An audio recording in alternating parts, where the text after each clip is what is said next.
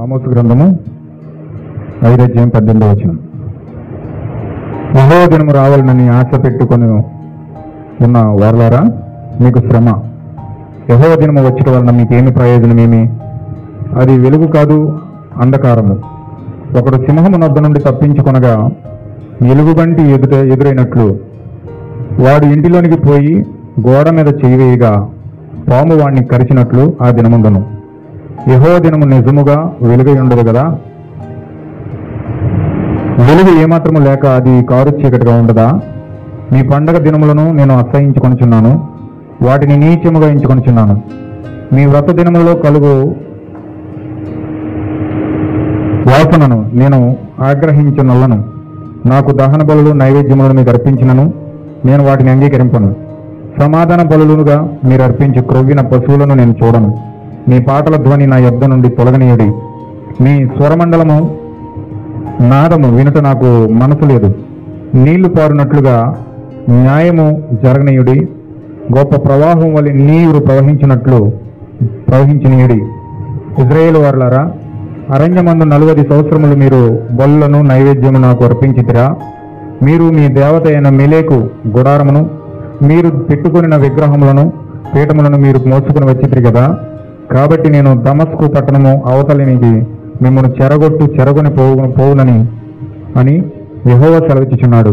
ఆయన పేరు సైన్యములకు అధిపతి దేవుడు. దేవుడు వాక్యం దీవించును గాక. చిన్న ప్రార్థన చేసుకుందాం. ఒక దేవుడా, సర్వోన్నతుడా, సజీవుడా, యుగముల బండానికి వందనములు, స్తుతులు, స్తోత్రాలు చెల్లిస్తూ ఉన్నాం. యువదేవి యొక్క సమయంలో ఈ యొక్క పునరుద్ధానికి దినమునందు ఈ యొక్క ఆరాధన దినము మాకు ఏర్పాటు చేసినందుకు వందనములు ప్రభువా. యువదేవి యొక్క సమయంలో ఇప్పటివరకు నేను పాటల ద్వారా స్తుతించాము, గణపరిచాము. ఉదయ సమయంలో నేను వాక్యములకు వెళ్తూ ఉండగా నీ వాక్యము ద్వారా మమ్మల్ని దర్శించమని కోరుతున్నాం ప్రభువా. ఏ వాక్యం అయితే మాకు మాట్లాడాలని సిద్ధపరిచావు, ఆ సిద్ధపరచబడిన వాక్యము నేరుగా మా యొక్క హృదయనాభిలోకి వెళ్ళడానికి సహాయం చేయండి. ప్రతి సహోదరుడు కూడా దేవ గుర్తించి నీ వాక్యమును గ్రహించడానికి వారి హృదయాలు, మనోనేత్రాలు కూడా వెలిగించమని ప్రార్థిస్తున్నాను. దేవ, నీ యొక్క ప్రభువ కృప, నీ యొక్క సత్యము దేవ మా హృదయంలోనికి వచ్చి మా జీవితాలను ఆవరించడానికి కృప దయచేయండి. ఆ రోజు పరిశుద్ధాత్మ ఏ విధముగా మరియమ్మను కమ్ముకున్నదో ఈరోజు అదే పరిశుద్ధాత్మ మమ్మల్ని కమ్ముకొనడానికి, నీ వాక్యము కమ్ముకొనడానికి నీ కృప మాకు అవసరమైంది ప్రభువా.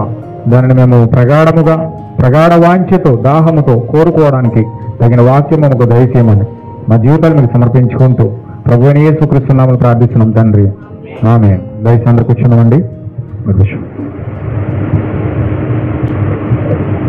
యేసుక్రీస్తు నామముకు మహిమ కలుగును గాక.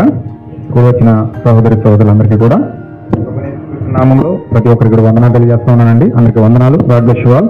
Shalom all of you. ఈ సమయంలో మనం వాక్యంలోకి వెళ్దాం. 7 పండుగల కోసం మనం నేర్చుకుంటా ఉన్నాం.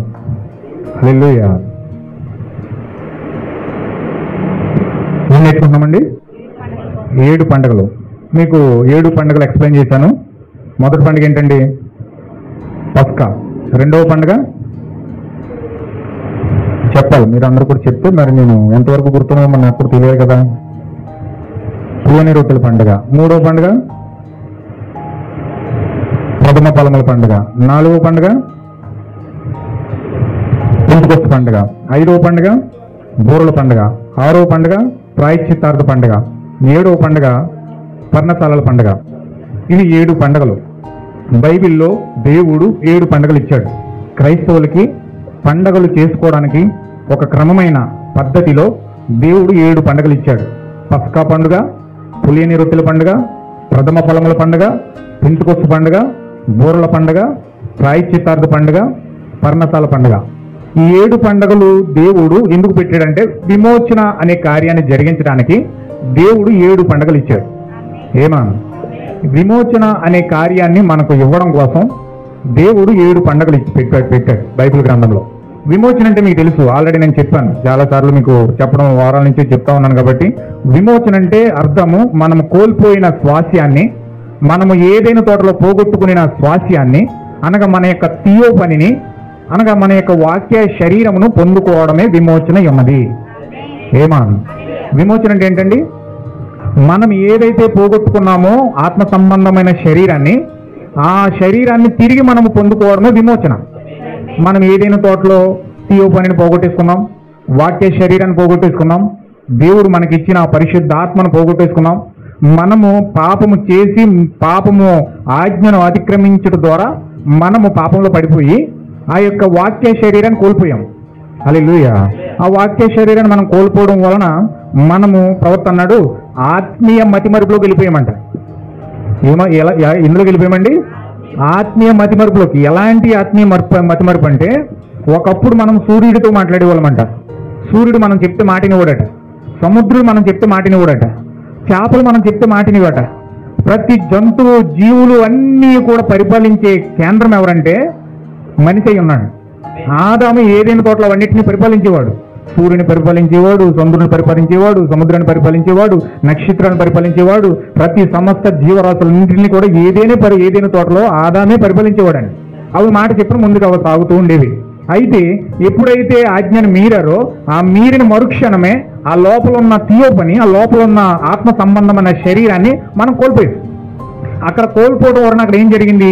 మనము ఈ మట్టి శరీరంలో పడ్డాం కనుక దేవునికి మనకి ఎడబాటు వచ్చింది కనుక దేవుడు ఎక్కడున్నాడో తెలియదు, ఎలా ఉన్నాడో తెలియదు. అసలు మనం ఏ స్థితిలో పడ్డామో కూడా మనకి తెలియలేకుండా అయోమయమైన పరిస్థితులకు వెళ్ళిపోయాం. హల్లెలూయా. అసలు దేవుడికి మనకి ఎటువంటి సంబంధం లేదు అన్నట్టుగా మనం ఉన్నాం ఇప్పుడు. అలాంటి స్థితిలోకి పడిపోయాం మనం. దేవుడు ఎక్కడున్నాడో తెలియదు, ఎలా ఉన్నాడో తెలియదు, కంటికి కనపడ్డు. అసలు ఏం చేస్తున్నాడో కూడా తెలియదు, ఆయన ఎలా మూవ్ అవుతాడో కూడా మనకు తెలియదు. ఇవన్నీ ప్రభావాలు దేనివల్ల అంటే మనకు ఆత్మ సంబంధమైన శరీరమును కోల్పోవడం ద్వారా, ఆ ఆత్మీయ మతిమరుపులోనికి వెళ్ళిపోవడం ద్వారా మనము ఆత్మ సంబంధమైన కార్యాలను చూడలేని గుడ్డితనంలోకి వెళ్ళిపోయాం. హల్లెలూయా. అయితే తిరిగి దేవుడు ఏం చేశాడంటే ఆ యొక్క ఆత్మ సంబంధమైన గుడ్డితనాన్ని తీసివేసి, ఆత్మ సంబంధమైన మతిమరుపును తీసివేసి ఆ మరలా ఆత్మ సంబంధమైన రాజ్యంలోనికి దేవుడు తీసుకుని వెళ్ళి అక్కడ మరలా తిరిగి విమోచించి, ఆ విమోచన కార్యాన్ని ఏదైతే మనము థియోపనిని కోల్పోయామో ఆ థియోపని తిరిగి మనకిచ్చి యథావిధి ఏదైనా తోటలో పాపము చేయకముందు ఎట్లాగైతే ఉన్నామో అలాంటి స్థితిలోని తీసుకెళ్లడమే దేవుని యొక్క విమోచన ప్రణాళిక ఉన్నది. హల్లెలూయా. అంటే ఇప్పుడు మన స్థితి కండిషన్ ఎలా ఉన్నదంటే పాపపు స్థితిలో ఉన్నాం, ఆత్మీయ గుడ్డితనంలో ఉన్నాం, ఆత్మ ఆ యొక్క స్పిరిచువల్ అమినేసియా అనే ఆత్మ సంబంధమైన మతిమరుపులో ఉన్నాం. అందుచేత మనం ఆత్మ సంబంధమైన కార్యాలు ఏ చూచిట్లో మనం విఫలమైపోతా ఉన్నాం. ఏవి మనకు కనపట్లే, దేవుడు ఇక్కడ ఉన్నా కనపట్లే. ఇప్పుడు చూడండి, సపోజ్ దేవుడు లేఖనం చెప్పాడు బైబిల్లో. ఏమన్నాడంటే ఎక్కడైతే 2-3 కూడి ఆయన నామంలో ఏకీభవిస్తారో వారి మధ్యలో నేను ఉంటానన్నాడు. ఏమా ఇప్పుడు ఆయన వాగ్దానం ఏంటంటే ఎక్కడైతే 2-3 కూడి ఆయన నామంలో ఏకీభవిస్తారో వారి మధ్యలో ఉంటానన్నాడు. ఇప్పుడు మనం 2-3 కంటే ఎక్కువ ఉన్నాం ఇక్కడ. ఇప్పుడు ఆయన వాగ్దానం ప్రకారం ఆయన ఇక్కడ ఉన్నాడు లేదండి? ఆయన వాగ్దానం చేశాడు. ఆయన మాట ఇచ్చాడంటే ఆకాశం గతించినా భూమి గతించినా ఆయన మాటలు గతించవు, ఖచ్చితంగా నెరవేరు తీరుతాయి. ఆయన మాట చెప్పాడు ఏమనంటే ఎక్కడైతే 2-3 కూడి నా నామంలో ఏకీభవిస్తారో మన మధ్యలో ఉంటానని చెప్పాడు. ఆయన మాట ప్రకారంగా ఇప్పుడు ఆయన నామంలో ఇక్కడ మనం కూడుకున్నాం కాబట్టి ఆయన ఇక్కడ ఉన్నాడా లేదా? ఉన్నాడు, కానీ మనకు కనపడతలే. దేవుడు ఇక్కడ ఉన్నాడు, ఆయన మాట చెప్పిన ఇక్కడికి వచ్చాడు. ఆల్రెడీ నేను చేస్తున్న ప్రసంగాన్ని ఆయన వింటున్నాడు. ఇక్కడ దూతలు ఉన్నాయి. ఆయన ఇక్కడికి వచ్చాడంటే ఆయన పక్కనే 4 జీవులు ఉంటాయి. ఆయన వచ్చాడంటే ఆయన పక్కన 4 జీవులు అవతల 24 మంది పెద్దలు ఉంటారు. 24 మంది పెద్దల తర్వాత కెరాపులు ఉంటాయి. ఈ కెరాపులు తర్వాత దూతలు ఉంటాయి. అంటే పరలోక సైన్య సమూహం అంతా కూడా ఆయన చుట్టూ ఉంటుంది ఆయన వచ్చాడంటే. అంటే ఇక్కడ ఉన్నాడంటే ఆయన మొత్తం ఆ పరలోక సైన్య సమూహం అంతా ఇక్కడే ఉంది. దూతలు ఇక్కడే ఉన్నాయి, కెరాపులు ఇక్కడే ఉన్నాయి, 4 జీవులు ఇక్కడ ఉన్నాయి. ఏమంటే 24 మంది పెద్దలు ఇక్కడ ఉన్నారు, కానీ మన కంటికి ఒకరు కూడా కనపడతలే. ఎందుకంటే ఆ ఆత్మ సంబంధమైన దృష్టి అనేది మనకు లేదు. ఆ ఆత్మ సంబంధమైన దృష్టి మనకు లేకపోవడం వలన మనం ఏం చేసామంటే ఆ స్పిరిచువల్ అమినేసియా అంటే ఆత్మీయ మతిమరుపులోనికి మనం వెళ్ళిపోయాం. కాబట్టి మనం ఇక్కడ ఉన్న దేవుని కూడా చూడలేకపోయినాం, గుడ్డితనంలోకి వెళ్ళిపోయాం, అలాంటి అంధత్వంలోకి వెళ్ళిపోయాం, అలాంటి కండిషన్లో ఉన్నాం. ఎందుకంటే దేవుడు మనకు కనపడ్డు. ఎప్పుడు కనపడతాడంటే చూడండి, ఒకసారి పౌలు గారు రోమాపత్రికలో మాట చెప్పాడు.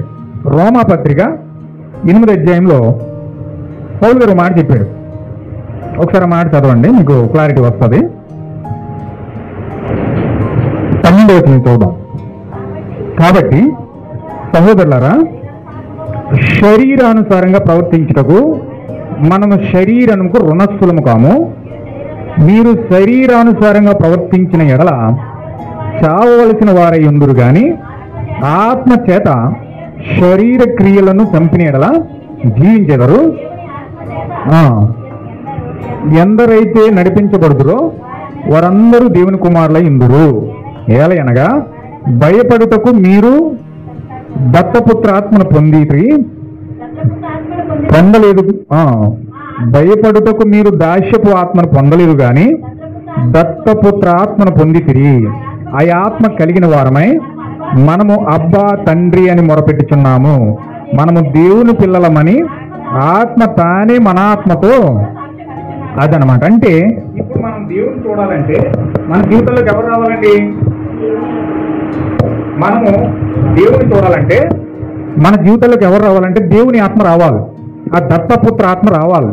ఎప్పుడైతే దేవుని ఆత్మ వచ్చిందో ఆ దేవుని ఆత్మ ద్వారా మనము దేవుని పిల్లలమని ఆత్మ తానే మనలో ఉండి సాక్ష్యం ఇస్తుంది అనమాట. ఏమని హల్లెలూయా. అయితే ఈ ఆత్మ లేనంతసేపు మనం ఎలా ప్రవర్తిస్తామంటే శరీరానుసారంగానే ప్రవర్తిస్తాం. హల్లెలూయా. శరీరానుసారంగానే ప్రవర్తిస్తాము, శరీరానుసారంగానే మాట్లాడుతూ ఉంటాము, శరీరానుసారంగానే చూస్తూ ఉంటాం. కనుక ఈ శరీరానికి దేవుడు కనపడ్డు. ఇక్కడ ఏం కనపడదు, ఇక్కడ ఏం చెప్తున్నాడు చూడండి 17వ వచనంలో. మనము దేవుని పిల్లలమైతే వారసులము, అనగా దేవుని వారసులము, క్రీస్తుతో కూడిన మహిమ పొందుటకు ఆయనతో శ్రమపడిన ఎడల వారసులము. రైట్. మన ఎడల ప్రత్యక్షము కాబో మహిమ ఎదుట ఇప్పటి కాలపు శ్రమలు ఎన్నతగినవి కావని ఎంచుకొనిచున్నాము. దేవుని కుమారుల ప్రత్యక్షత కొరకు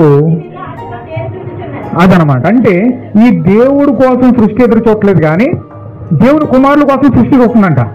అసలు యాక్చువల్గా సృష్టిని విమోచించేది ఎవరంటే దేవుడే విమోచించాలి, సృష్టి దేవుడే విమోచించాలి. కానీ దేవుడి కోసం ఈ సృష్టి ఎదురు చూడట్లేదు కానీ ఈ సృష్టి ఎవరి కోసం ఎదురు చూస్తుందంటే దేవుని కుమారుల కోసం ఎదురు చూస్తుంది. హల్లెలూయా.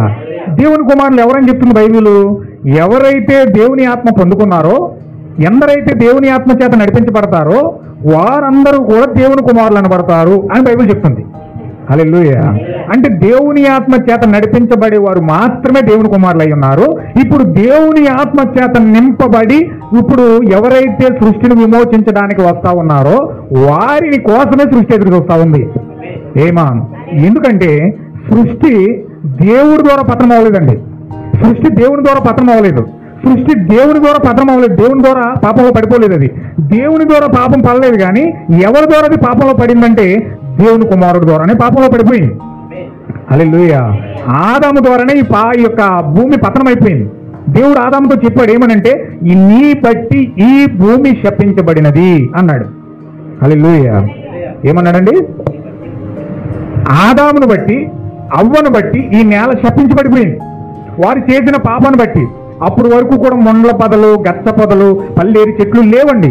కానీ ఎప్పుడైతే పాపము ఎంటర్ అయిందో, మనిషిలోనికి పాపం అనేది ఎప్పుడైతే వచ్చిందో ఆ వారిని బట్టి నేలను ఎప్పుడైతే శపించాడో అక్కడ మొండ్ల పొదలు ఏర్పడ్డాయి, గచ్చ పొదలు ఏర్పడ్డాయి, పల్లేరు చెట్లు మొలవడం మొదలుపెట్టినాయి.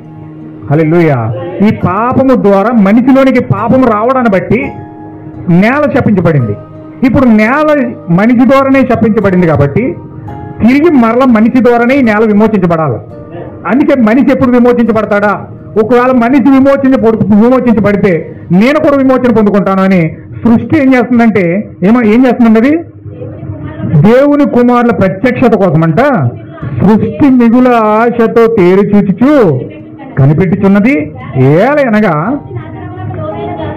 దాస్యంలో విడిపింపబడి దేవుని పిల్లలు పొందబోవు మహిమ గల స్వాతంత్రము పొందుటను నిరీక్షణ గలదై స్వేచ్ఛగా కాక దాని లోపరిచిన వాని మూలముగా వ్యర్థపరిచబడిను. సృష్టి యావత్తు ఇది వరకు ఏకగ్రీవంగా మూలుగుచు ఏం పడుతుందండి? ఒక స్త్రీ పురిటి నొప్పులతో ప్రసవ వేదన ఎంత వేదన పడుతుందో, పురిటి నొప్పులు వచ్చినప్పుడు ఆమె ఎంత ప్రసవ వేదన పడుతుందంటే ఆమె దరిదాపు పాతాళంలోకి వెళ్ళిపోతాను, ఇంకా నేను చచ్చిపోతాను, నా పని అయిపోయింది అనుకుంటాడు. నా పని అయిపోయింది, ఇంకా నేను చచ్చిపోతాను, ఈ నొప్పులు నేను భరించలేను, ఇక నా వల్ల కాదు అనే స్థితిలోనికి స్త్రీ వెళ్ళిపోతుందండి. అంటే ప్రసవ నొప్పులు అంత భయంకరంగా ఉంటాయి, చాలా భయంకరంగా ఉంటాయి అనమాట. నాకు నొప్పులు తీయడం అందుకు ఇప్పుడు ఆపరేషన్లు ఎక్కువ ఎందుకు చేస్తున్నారంటే, ఆ ఆపరేషన్లు ఎందుకు ఎక్కువ డాక్టర్లు చేస్తున్నారంటే ప్రసవ నొప్పులు తీసి అంత శక్తి ఈ రోజు స్త్రీలలో లేదండి. ఒకవేళ ఆ ప్రసవ నొప్పులు తీసి బిడ్డను కన్నారనుకోండి చచ్చిపోతుంది తల్లి. ఎందుకు చచ్చిపోతుందంటే అంత శక్తి లేదు ఎముకల్లో, శరీరాల్లో. ఎందుకంటే ఫుడ్ వల్ల, రకరకాల పరిస్థితుల వల్ల శరీరాలు బలహీనం అయిపోయినాయి. కాబట్టి పుట్టిన గర్భంలో పిండం పడినప్పుడు మొదలెడతారు టాబ్లెట్లు. డెలివరీ అయిపోయి మరలా 3 నెలలు అయిపోయే వరకు కూడా ట్యాబ్లెట్లు పడుతూనే ఉంటారు. అంటే ఇప్పుడు మెడిసిన్ ద్వారానే కేవలం పిల్లలు పుడుతున్నారు, మెడిసిన్ ద్వారానే పిల్లలు ఎదుగుతున్నారు, మెడిసిన్ ద్వారానే పిల్లలకి పాలు వస్తున్నాయి, మెడిసిన్ ద్వారానే సమస్యలు జరుగుతుంది. అంటే అంత బలహీనం అయిపోయారనమాట. ప్రకృతి సంబంధముగా వారు సహజంగా ఆ నొప్పులు భరించే అంత శక్తి ఈరోజు స్త్రీలలో లేదండి. అందుకే డబ్బు ఎంతైనా పర్లేదు ఆపరేషన్ చేసేయండి అంటున్నారు. ఎందుకు డాక్టర్ చెప్పేస్తున్నాడు ఆపరేషన్ చేస్తే తల్లి బతకదు, అంత శక్తి లేదు, తల్లి దగ్గర బలం లేదంటారు. హల్లెలూయా. అంటే ఒక ప్రసవ నొప్పులు తీయాలంటే బలం ఉండాలి. అంటే ఆ సృష్టి ప్రారంభమై దేవుని దృష్టిలో 6000 సంవత్సరాలు అవుతుందండి. ఇప్పటికి ఈ 6000 సంవత్సరాల నుంచి కూడా సృష్టి ఈ భూమి భారం మొయ్యలేకంటండి ఎంత ప్రసవ వేదన పడుతుందంటే, ఏడుస్తుందంటే మనుషుల యొక్క పాపాన్ని బట్టి భూమి ఏడుస్తుందండి, మనుషుల యొక్క పాపాన్ని బట్టి సృష్టి ఏడుస్తుందండి. చెట్లు ఏడుస్తున్నాయి, జంతువులు ఏడుస్తున్నాయి. అవి మన కంటికి కనపడవు, అవి మోగదేవాళ్ళు అట్లకేం తెలుసు అనుకుంటాం మనం. లేదండి, ఆ మోగజీవాలైన సృష్టిలో అవన్నీ భాగమే కనుక అవన్నీ కూడా బాధపడుతున్నాయి, అవన్నీ కూడా ఏడుస్తున్నాయి. ఎందుకంటే మనిషి యొక్క పాపం ఆకాశాన్ని అంటేస్తుంది. ఈ పాపాన్ని భరించలేని సృష్టి ప్రసవ వేదన పడుతుందంటే దేనికోసం అంటే మనిషి విమోచించబడితే నేను కూడా విమోచించబడతాను, మనిషికి విమోచన కలిగితే నేను కూడా విమోచన పొందుకుంటానని చెప్పి 6000 సంవత్సరాల నుంచి సృష్టి ప్రసవ వేదన పడుతుందంట. ఏమంటున్నాడు చూడండి అక్కడ, సృష్టి యావత్తు ఇదివరకు ఏకగ్రీవంగా మొలుగుచు ప్రసవ వేదన పడుచున్నదని ఎరుగుదుము. అంతేకాదు ఆత్మ యొక్క ప్రథమ ఫలము నొందిన మనము కూడా దత్తపుత్రత్వము కొరకు అనగా మన దేహము యొక్క విమోచన కొరకు కనిపెట్టుచు మనలో మనము మూలుగుచున్నాము. హల్లెలూయా. 20 వచ్చిన చదవండి, 20 నుంచి చక్కగా మీరు చదువుతూ. ఏలయనగా సృష్టి నాశనముకు లోనైన దాస్యంలో నుండి విడిపింపబడి దేవుని పిల్లలు పొందబో మహిమ గల స్వాతంత్ర్యము పొందుటకు నిరీక్షణ గలదై స్వేచ్ఛగా కాక దానిని లోబరిచిన మూలముగా వ్యర్థపరచబడిను. అదనమాట నా యొక్క వర్తమానంలోకి వచ్చిన తర్వాత నా మొట్టమొదటి బలమైన దర్శనం ఉంది. నేను వర్తమానంలోకి వచ్చిన తర్వాత నా మొట్టమొదటి బలమైన దర్శనం ఏంటంటే ఇదే. ఈ దర్శనం పొందుకున్నాకే నేను వాక్యంలో బలపడ్డాను. నేను నా దేవుడితో నడవడానికి బలంగా నేను నిర్ణయం తీసుకుని చావు అయినా బ్రతుకైనా దేవుడితోనే ఉంటాను. చచ్చిపోయిన పర్లేదు, నాకు అనవసరం లేదు, నాకు దేవుడు నా పక్షాన ఉంటే చాలని చెప్పి స్థిరంగా నిర్ణయం తీసుకున్న బహుబలమైన ప్రత్యక్షత ఏంటంటే ఈ ప్రత్యక్షత. హల్లెలూయా. నాకు ఎప్పుడైతే ఇది అర్థమైందో నేను ఒక సాదా సీదా మనిషిని కాదు, భూమి మీద అందరి వంటి మనుషుల వలె వ్యక్తిని నేను కాదు, నేను దేవుని కుమారునై ఉన్నాను, నేను దేవుని ఆత్మ చేత నడిపించబడాలి అని ఎప్పుడైతే నా హృదయంలో బలమైన తీవ్రమైన కోరిక కలిగిందో అప్పుడు నేను తీసుకున్న బలమైన నిర్ణయం. హల్లెలూయా. ఖచ్చితంగా మీ హృదయాల్లో అది కనుక కలిగితే సమస్తము పౌలు వలె పెంటగా ఎంచుకొని క్రీస్తు కొరకు బతుకుతారు. క్రీస్తు ఏమన్నాడు తెలుసండి, పౌలు గారు ఏమన్నాడు తెలుసండి, నేను సమస్తము కూడా పెంటగా ఎంచుచున్నాను, నా పలుకుబడి, నా పేరు, నా విద్య, నా యొక్క ఐశ్వర్యము అన్నీ కూడా నేను సమస్తము పెంటగా వెంచుచున్నాను అని చెప్పి ఏమన్నాడు తెలుసండి, నేను బ్రతుకుట క్రీస్తే, చావు అయితే లాభం అన్నాడు. హల్లెలూయా. అంటే అంత స్థిరంగా అంత బంధకాల్లోకి వెళ్ళిపోయి అంత పెద్ద నిర్ణయం ఎలా తీసుకున్నాడు? నేను బ్రతుకుట క్రీస్తే, అంటే బ్రతికితే క్రీస్తు కొరకు బతుకుతాను, చచ్చిపోతే ఇంకా లాభం, త్వరగా దేవుడి దగ్గరికి వెళ్ళిపోతానండి. హల్లెలూయా. అంటే అంత స్ట్రాంగ్ నిర్ణయం తీసేసుకున్నాడు పౌలు గారు. ఎందుకంటే చూడవలసిన అసలైన దర్శనాన్ని పౌలు గారు చూశాడు, దానికోసమే అతను నిలబడ్డాడు. చదవండి, ఇక్కడ ఏం చెప్తున్నాడంటే సృష్టి యావత్తు కూడా ఏకగ్రీవంగా మూలుగుచు ప్రసవ వేదన పడుతుందంట. అంటే దేవుని పిల్లలు పొందబో మహిమ స్వాతంత్రం పొందడానికి పైన ఏమంటాడు చూడండి 20వ వచనంలో, ఏలయనగా సృష్టి నాశనముకు లోనైన దాస్యముల నుండి విడిపించబడి దేవుని పిల్లలు పొందబో మహిమ గల స్వాతంత్రము పొందుటకు అంటున్నాడు. అంటే సృష్టి నాశనంలో పడిపోయింది, నాశనమనే దాస్యముకు లోనైపోయింది, నాశనమనే దాస్యంలో దేవుని పిల్లలు పడిపోయారు, పాపంలో పడిపోయారు. ఏదైనా తోటలో వారు లస్ట్వేయంతో ఈ భూమి మీద బ్రతుకుతూ ఉన్నారు, భయంకరమైన కార్యకలాపాల్లో జీవిస్తూ ఉన్నారు. అయితే ఈ వాళ్ళు విడిపించబడి దేవుని పిల్లలు పొందబో మహిమ గల స్వాతంత్ర్యం పొందుటకు నిరీక్షణ కలదై స్వేచ్ఛగా కాక దాన్ని లోపరిచిన వాని మూలముగా వ్యర్థపరచబడెను. ఎలా వ్యర్థపరచబడెను? ఎవరు దేవుని పిల్లలు లోపరుచుకున్నారు? దేవుని పిల్లలు ఎవరు లోపరుచుకున్నారండి? సాతానుడు లోపరుచుకున్నాడు. సాతానుడు వారిని లోపరుచుకొని పాపంలో పాడేసేశాడు. వాడి యొక్క స్వకీయ క్రియలు వారికి నేర్పించి వారి యొక్క చిత్తము, సాతాను యొక్క చిత్తము దేవుని పిల్లల్లో పెట్టివేసి, మీరు దేవుని పిల్లలు కాదు, మీరు పాపం చేశారు, మీరు శాపాలతో బ్రతుకుతున్నారు, మీరు అబద్ధాలు ఆడుతున్నారు, మీరు మోసం చేశారు, మీరు దగా చేశారు, మీరు భయంకరమైన కార్యాలు చేసి దేవునికి దూరం అయిపోయారు కనుక దేవుని దగ్గరికి వెళ్ళడానికి మీకు అర్హత లేదు, మీరు పాపులు, మీరు పాపులు, మీరు పాపులు అని చెప్పి నిరంతరము కూడా పాపాన్ని గుర్తు చేసి వాడు ఏం చేస్తున్నాడంటే దేవుని పిల్లల్ని దాసులుగా చేసేసుకున్నాడు. హల్లెలూయా. రాజులుగా ఉండవలసిన దేవుని పిల్లలు, సృష్టిని ఏలవలసిన దేవుని పిల్లలు ఏమైపోయారు? దాసులు అయిపోయారు. పాలేతనం చేస్తున్నారు. ఎవరికి? సాతానుకి దాసులుగా మారిపోయి, దాస్యత్వంకు లోబడి దాసులుగా మారిపోయారు. అయితే వీరిని సృష్టి యావత్తు ఇదివరకు ఏకగ్రీవంగా మూలుగుచు ప్రసవ వేదన పడుచున్నదని ఎరుగుదుము. అంతేకాదు ఆత్మ యొక్క ప్రథమ ఫలము నొందిన, ఇక్కడ చాలా జాగ్రత్తగా చదవండి, ఇక్కడ చాలా జాగ్రత్తగా చదవాలి, అది దృష్టి పెట్టి కొంచెం జాగ్రత్తగా చదవండి. ఆత్మ యొక్క ప్రథమ ఫలము నొందిన మనము కూడా దత్తపుత్రత్వము కొరకు అనగా, అంటే దాన్ని వివరిస్తున్నాడు చూడండి. దత్తపుత్రత్వము అంటే ఏంటో అనగా అంటున్నాడు అక్కడ. అంటే మనము దత్తపుత్రత్వము కొరకు అనగా మన దేహం యొక్క విమోచన కొరకు. అంటే దత్తపుత్రత్వం అంటే ఏంటండి? మన దేహం యొక్క విమోచనయే దత్తపుత్రత్వము అన్నమాట. ఏమని? హల్లెలూయా. పౌలు గారు చాలా క్లారిటీగా మాట్లాడుతున్న మాటలు. మన దేహం యొక్క విమోచన పొందుకోవడమే దత్తపుత్రత్వము. అంటే మన యొక్క దేహము, ఈ దేహం అంటే ఏంటి? శరీరము. ఈ శరీరము విమోచించబడమే దత్తపుత్రత్వము. దానినే విమోచన సంకల్పము అని పిలుస్తున్నారు పౌలు గారు. హల్లెలూయా. అర్థమవుతుందని మీకు? చాలా క్లియర్గా ఉంది ఇక్కడ. అంటే మన దేహము యొక్క విమోచన పొందుకోవడమే విమోచన సంకల్పమై ఉన్నది. ఇప్పుడు విమోచన పొందుకోవడానికి, ఈ శరీరం యొక్క విమోచన పొందుకోవడానికి మనము ఏంటి విమోచన? విమోచన అంటే ఏంటి? ఒకసారి మనం చదువుతాం. మొదటి కొరింథీ పత్రిక 15 అధ్యాయము 50 వచనం చదవండి.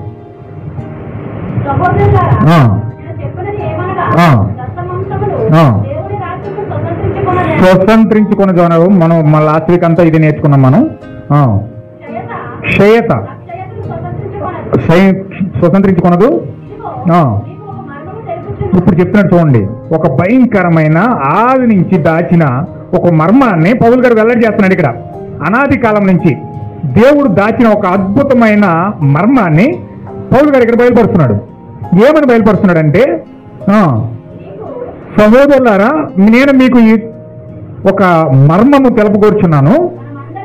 మనమందరము కూడా నిద్రించము గాని, చచ్చిపోము గాని, చనిపోము గాని, మనకు మరణము లేదు గాని,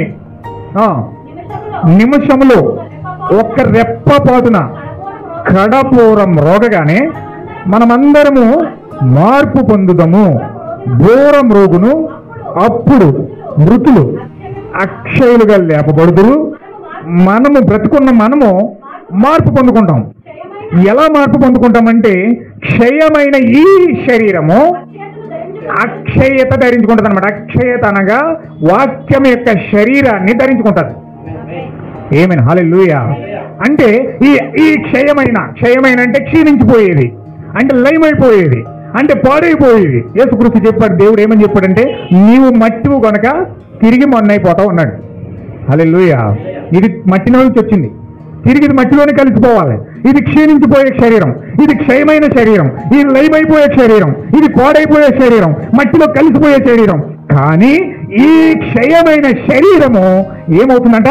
ఆ మర్మం ఏంటంటే, అద్భుతమైన మర్మం ఏంటంటే, మనం చనిపోవట్లే, మనము చనిపోము గాని మనము ఈ యొక్క క్షయమైన ఈ శరీరము అక్షయమైన శరీరం పొందుకుంటుంది అనమాట. హల్లెలూయా. అక్షయమైన శరీరం అంటే వాక్య శరీరం, థియోపని యొక్క శరీరము. ఆ థియోపని యొక్క శరీరము దేవుని యొక్క మహిమ అంటున్నారు. దాన్ని ఏంటంటే అది దేవుని యొక్క మహిమ. అందుకే దేవుని పిల్లలు పొందబో మహిమ ఎదుట అని వాడుతున్నాడు పౌలు గారు. అంటే దేవుని పిల్లలు పొందబోయే మహిమ ఏమిటంటే థియోఫనీ యొక్క శరీరాన్ని, ఆ యొక్క అక్షయమైన శరీరాన్ని దేవుని పిల్లలు ఇప్పుడు పొందబోతున్నారన్నమాట. హల్లెలూయా. అంటే నీవు నేను ఇప్పుడు పొందుకోబోయే అద్భుతమైన మర్మం ఏంటంటే, నీవు నేను ఈ వర్తమానము ద్వారా పొందుకోబోయే అద్భుతమైన మృక చిత్రం ఏమిటంటే, దేవుడు మనకు ఇచ్చే అద్భుతమైన గిఫ్ట్ ఏంటంటే వాక్య శరీరమై ఉన్నది. హల్లెలూయా. ఏంటన్నది? దానినే విమోచన అంటున్నాం. వాక్య శరీరం పొందుకోవడమే విమోచన. ఇప్పుడు విమోచన అంటే ఆ వాక్య శరీరాన్ని మనం ఏదైనా తోటలో కోల్పోయాం కాబట్టి, ఏదైనా తోటలో మనం దాన్ని పోగొట్టేసుకున్నాం కాబట్టి, తిరిగి మరలా దేవుడు దిగొచ్చి ఆ వాక్య శరీరాన్ని మనకిచ్చి విమోచన కార్యాన్ని జరిగిస్తా ఉన్నాడు. ఇప్పుడు ఈ విమోచన కార్యాన్ని జరిగించడానికి దేవుడు 7 పండుగలు పెట్టాడు. ఏమన్నా అర్థమవుతుంది కదండి? నేను చాలా స్లోగా వెళ్తా ఉన్నాను, స్పీడ్గా వెళ్ళట్లేదు. చక్కగా దేవుడు మీకు అరటిపండు ఒలిచి నోట్లో పెట్టినట్టుగా ఉంది. ఇది నాకైతే అలా కనిపిస్తుంది. చాలా చక్కగా వివరంగా దేవుడు మాట్లాడుతున్నాడు. చాలా సంతోషం అనిపిస్తుంది. మీతో పాటు నేను కూడా వింటున్నాను కాబట్టి. హల్లెలూయా. ఇప్పుడు దేవుడు 7 పండుగలు పెట్టాడు. 7 పండుగలు కూడా విమోచన కొరకు పెట్టాడు. 7 పండుగలు కూడా దేవుడు ఏర్పాటు చేసిన స్థలంలోనే జరగాలి. ఎక్కడ జరగాలండి? దేవుడు ఏ స్థలాన్ని అయితే ఏర్పాటు చేశాడో ఆ స్థలంలో మాత్రమే 7 పండుగలు జరగాలి. లేదు నా ఇష్టం వచ్చిన చోట నేను పండగ చేసుకుంటాను అని చెప్పి నా ఇష్టం వచ్చిన చోట నేను పండగ చేసుకుంటానంటే కుదరదు. దేవుడు ఎక్కడ చెయ్యమని ఆ స్థలాన్ని ఏర్పాటు చేశాడో అక్కడే ఆ పండగ చెయ్యాలి. హల్లెలూయా. ఇప్పుడు 7 పండుగలు కూడా ఒకే స్థలంలో జరగాలి. ఎక్కడ పడితే అక్కడ జరగడం లేదు. ఇప్పుడు దేవుడు పస్కా పండగ, పులియని రొట్టెల పండగ, ప్రథమ ఫలముల పండగ, పెంతుకొస్తు పండగ, బూరల పండగ, ప్రాయశ్చిత్తార్థ పండగ, పర్ణశాలల పండగ అని 7 పండుగలు మనకి ఇచ్చాడు. హల్లెలూయా. మీకు చెప్పాను 7 పండుగలు ఒకే స్థలంలో జరగాలి. ఇప్పుడు ఈ వారం నేను మాట్లాడుతున్నది ఏంటంటే 7 పండుగల్లో మొట్టమొదటి పండగ పస్కా కోసం నేను మాట్లాడుతూ ఉన్నాను. హల్లెలూయా. ఈరోజు మన పండుగ ఏంటంటే పస్కా పండుగ. నెక్స్ట్ వారం పులియని రొట్టెల పండుగ, ఆ నెక్స్ట్ వారం ప్రథమ ఫలముల పండుగ. నేను ఆ విధంగా 1 by 1 మీకు లేఖనాల వారీగా ఒక్కొక్కటిగా వివరించాలని ఆశపడతా ఉన్నాను. ఎక్కువ సమయం తీసుకోను కనుక మీరు చక్కగా మీరు నాతో ఏకీభవించి మీరు ముందుకెళ్ళి చక్కగా పరిశుద్ధాత్మతో ఏకీభవిస్తూ ఏమేం చెప్తూ మీరు ముందుకెళ్తే చక్కగా మీ హృదయాలకు అది అర్థమవుతుంది. హల్లెలూయా. ఫస్ట్ పండుగ ఏంటండి? పస్కా. రెండో పండుగ పులియని రొట్టెల పండుగ.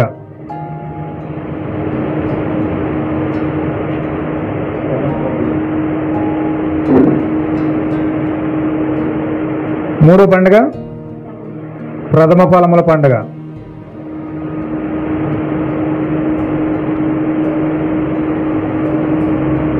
నాలుగో పండుగ పెంతుకొస్తు పండుగ.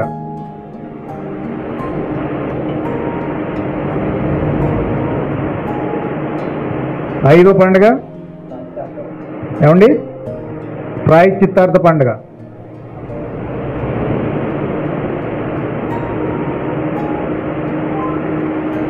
ఆరో పండుగ బూరల పండుగ. ఏడో పండుగ పర్ణశాలల పండుగ. ఇవి 7 పండుగలు మనం చూస్తూ ఉన్నాం. ఇక్కడ 7 పండుగల్లో మీకు ఆల్రెడీ చెప్పాను. పర్ణశాలల పండుగని గుడారాల పండుగ, గుడారాల పండుగ అని కూడా అంటారు.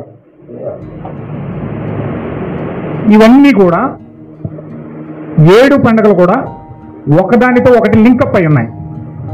ఏంటండి? ఒకదానితో ఒకటి లింకప్ అయి ఉన్నాయి. 7 పండుగలు కూడా ఒకే స్థలంలో జరగాలి. 7 పండుగలు కూడా దేవుడు ఏ స్థలాన్ని అయితే ఏర్పాటు చేశాడో ఆ స్థలంలో మాత్రమే జరగాలి. ఈరోజు మనం పస్కా కోసం మాట్లాడుతున్నాం కాబట్టి పస్కా ఈరోజు మన పండుగ ఏంటంటే పస్కా. కొంచెం జాగ్రత్తగా మీరు దృష్టి పెట్టాలి. ఈ పస్కాలో అసలు పస్కా అంటే ఏంటి? ఈ కాలమేక ప్రవక్త ఏం మాట్లాడుతున్నాడో ఒకసారి ఒక కోడ్ మీకు చదివినిపిస్తాను. పస్కా అంటే ఏంటంటే చిన్న భిన్నమై పడిపోతున్న ప్రపంచము అనే మెసేజ్ 63వ సంవత్సరంలో ప్రవక్త బోధించాడు. అందులో 54వ పేర నేను చదువుతా ఉన్నాను. చిన్న భిన్నమైపోతున్న పడిపోతున్న ప్రపంచం అనే మెసేజ్లో ఒక కోడ్ నేను చదువుతా ఉన్నాను. కొంచెం జాగ్రత్తగా వినండి. ఆయన ఏం చదివి చెప్తున్నాడు చూడండి.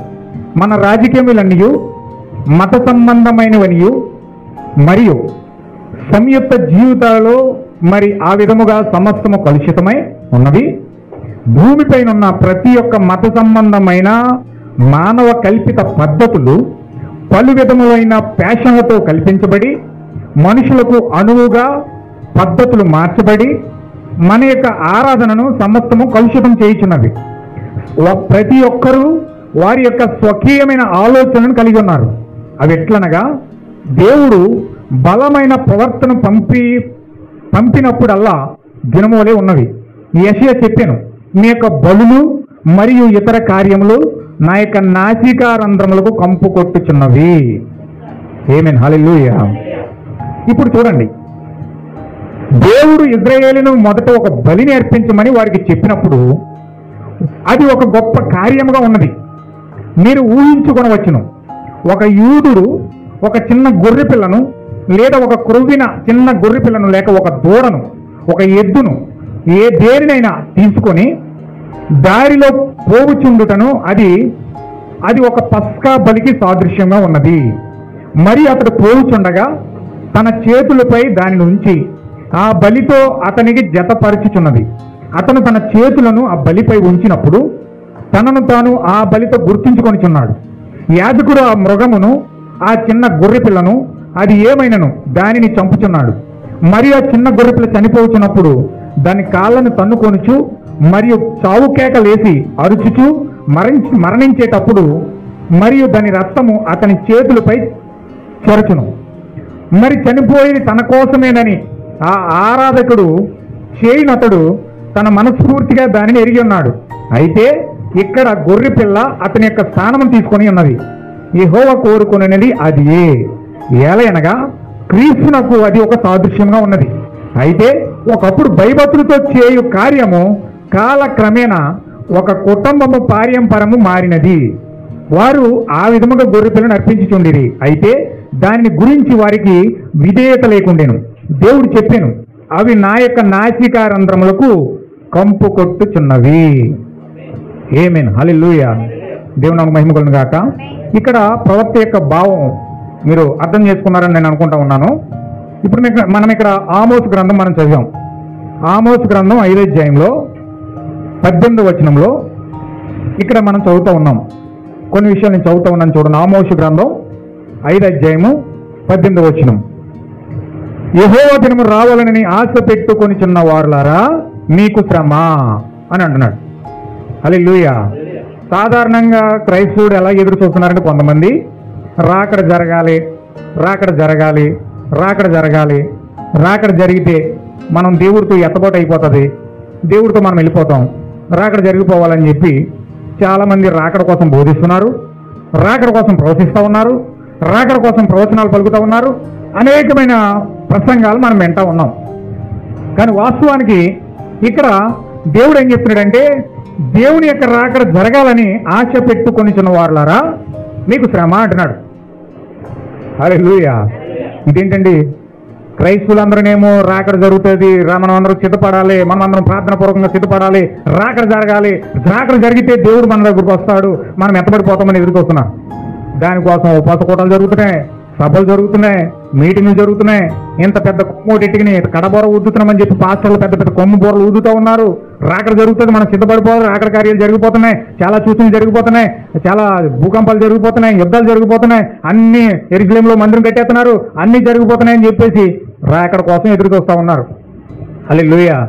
ఎక్కడ చూసినా ప్రసంగాలే, ఎక్కడ చూసినా సభలే, ఎక్కడ చూసినా నిన్న కాజిల్లాను నేను వస్తా అక్కడ చూసాను వాల్ పోస్టర్. అక్కడ ఏం పెట్టారంటే వాల్ పోస్టర్ సభలు పెట్టారు. అక్కడ రాకడ సిద్ధపాటు సభలట.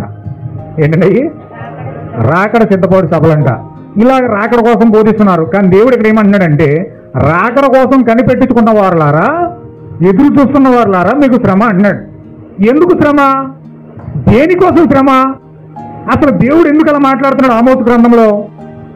ఇదేంటి, అందరూ రాకడ కావాలని కోరుకుంటున్నారు, ఉపవాస ప్రార్థన పెడుతున్నారు, సిద్ధపాటు కూడుకులు పెడుతున్నారు, ఎక్కడ పడితే అక్కడ సభలు ఉన్నాయి, ఎక్కడ పడితే అక్కడ చర్చలు ఉన్నాయి, ఎక్కడ పడితే అక్కడ పాస్టర్లు మాట్లాడుతూ ఉన్నారు, ప్రసంగాలు చేస్తున్నారు. ఈ రోజు ఆదివారం అంటే ఏ చర్చి కూడా ఖాళీ ఉండదు. అంత అద్భుతంగా చర్చిలు ఉన్నాయి, కొనసాగుతూ ఉన్నారు. కానీ దేనికోసం చర్చలు పెడుతున్నారు? దేనికోసం ప్రార్థన పెడుతున్నారు? దేనికోసం కూటలు ఉన్నాయి? దేనికోసం పాస్టర్లు ప్రవర్తిస్తున్నారంటే మనం గట్టిగా అడిగితే దేనికోసం చెప్తారు? సిద్ధపాటు కోసం. అవునండి, దేనికోసమే? సిద్ధపాటు కోసమే కదా. మనం సిద్ధపాటు కోసమే కదా ప్రార్థన చేస్తున్నాం. మనం దేవుని పనంగా రాకడొచ్చేస్తే మనం ఎత్తపడిపోవాలి, సిద్ధపడాలి. సిద్ధపడాలంటే మనకు ప్రార్థన ఉండాలి, వాక్యం ఉండాలి, సభలు ఉండాలి, మీటింగ్స్ ఉండాలి. అందుకోసం భయంతోనూ భక్తితోనూ మనం ఎంతో భక్తి శ్రద్ధలతో సంఘాలకు వెళ్తున్నాం, వాక్యం వింటున్నాం, చక్కగా అన్ని కార్యాలు మనం చేస్తూ ఉన్నాం. దేవుడు చేయాలో చేస్తూ ఉన్నాం. కానుకలు ఇస్తున్నాం, అర్పణలు అర్పిస్తున్నాం, దశంభాగాలు చెల్లిస్తున్నాం, ప్రార్థన పెడుతున్నాం, కన్నీరు ఖర్చు ప్రార్థన చేస్తున్నాం. ఎన్నో అద్భుతమైన కార్యాలకు మనం కలిగి ఉన్నాం.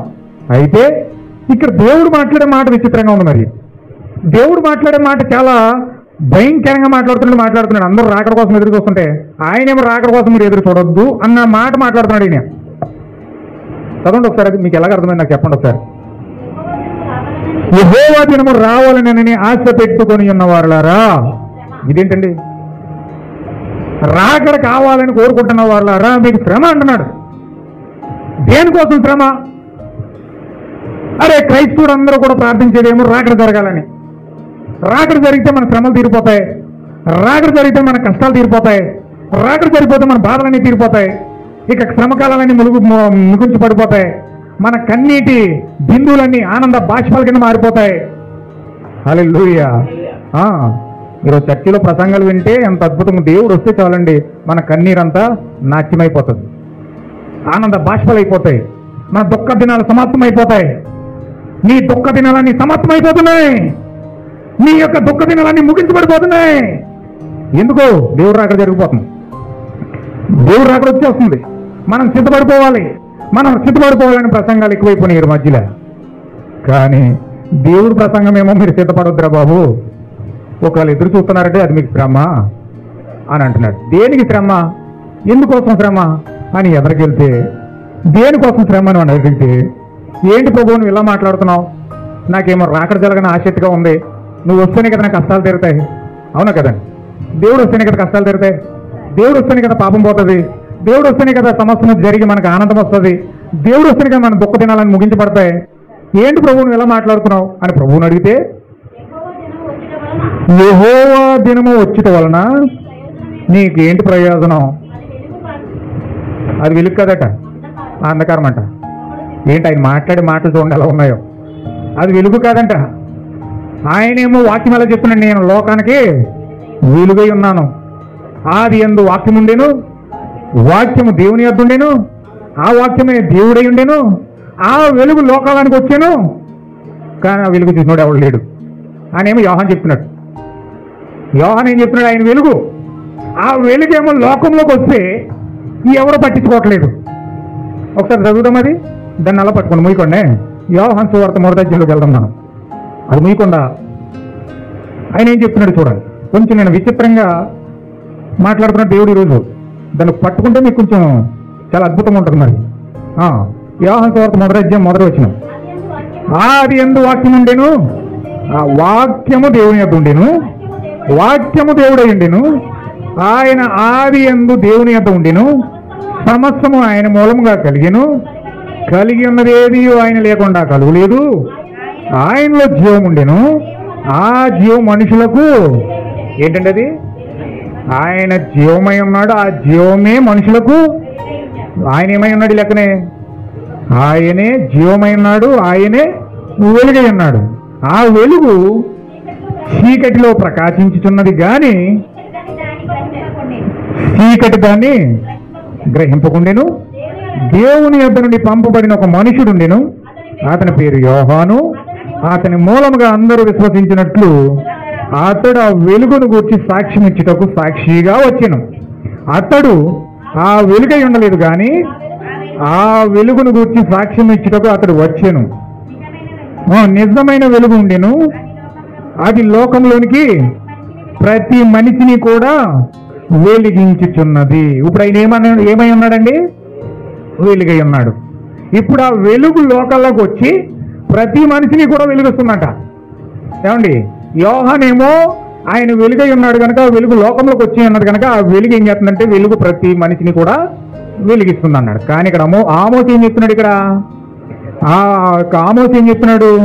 యెహోవా దినము రావాలని నేను ఆశ పెట్టుకొనుచున్న వారలారా మీకు శ్రమ.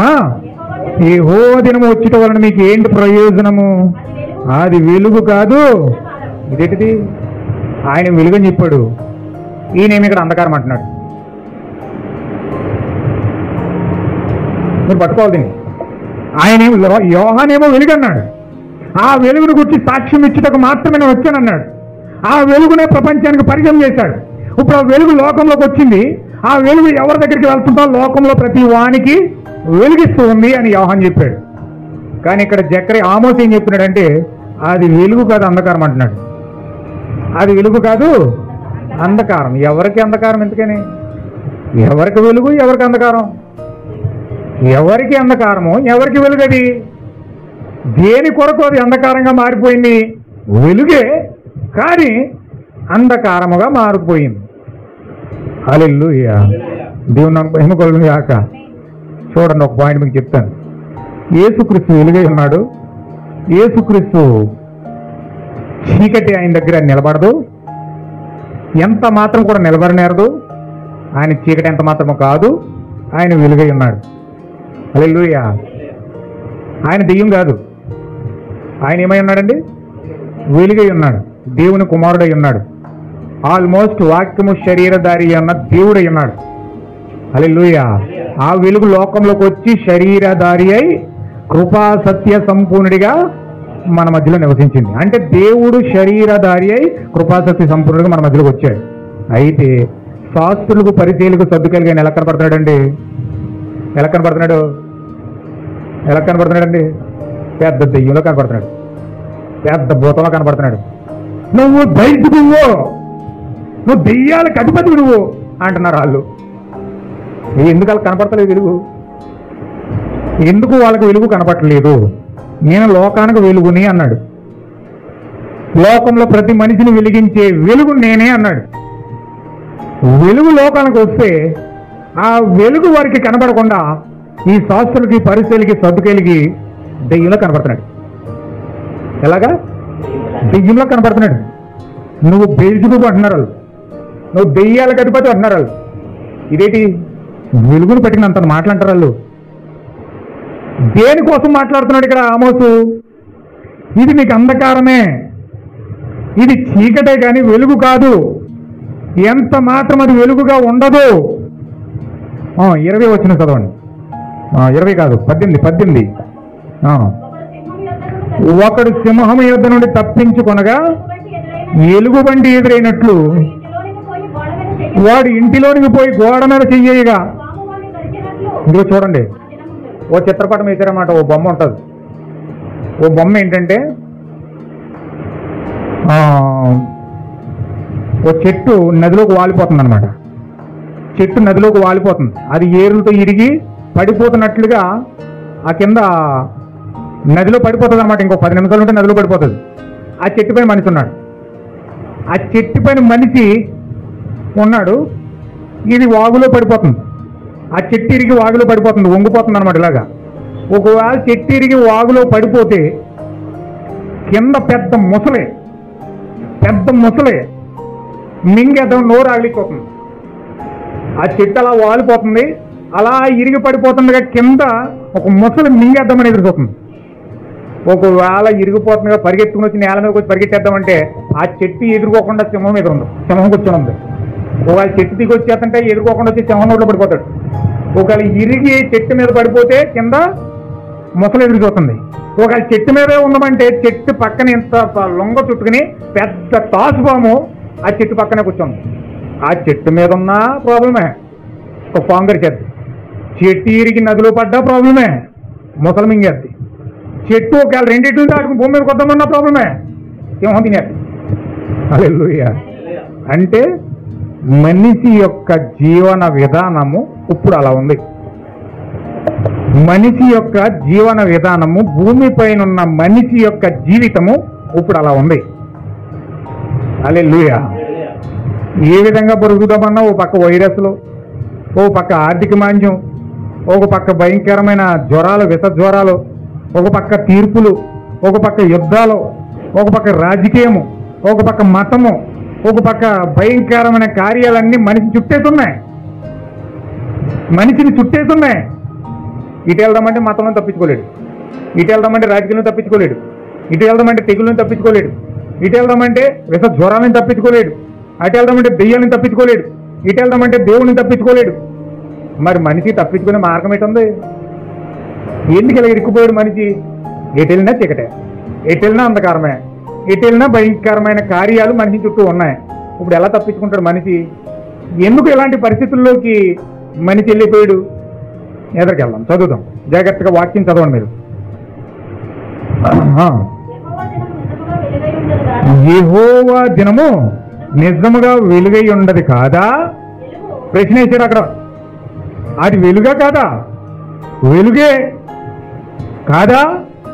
వెలుగు ఏ మాత్రం లేక అది కారు చీకటిగా ఉండదా? ఎందుకు కారు చీకటి అయిపోయింది? వెలుగు కారు చీకటి ఎందుకు అయిపోయింది?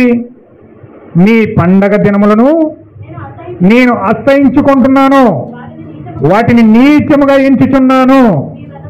నీ వ్రత దినములలో కలుగు వాసన బట్టి నేను ఆగ్రహింపనొల్లను.